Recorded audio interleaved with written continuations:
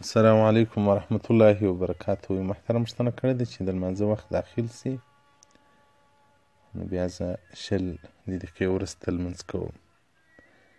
دا ځنډول د لمانځه خو به ګناه نه لري. دی وایي زما په فکر خو ګناه ده چې صغیره ده که کبیره ده. محترمه، د لمانځه لپاره مستحب اوقات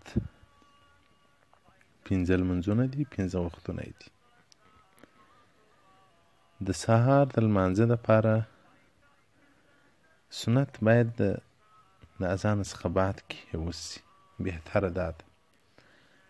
او لمونځ که انفرادي شکل وي که هر وخت وکړي څه مشکل نه لري چې سهار اذان وسي. او که د جومات وي هغه دې نو یو څه ځنډوي چې خلک جومات ونیسي. او دغه رنګه د ماپښین لمونځ د زوال څخه بعد د ماپښین وخت شروع کېږي بیا تر لمازګره پورې. نو په ژمي کې وختي کېږي، په دوبي د ماپښین لمونځ یې څه ورځنډوي دا ګرمي کې. مازګر لمونځ چې ټیم داخل سو له هغه څخه 20 منټه نیمه ګنټه وروسته او د ماښام چې وخت داخل سو له اذانه بعد یې د ماښام لمونځ کوي.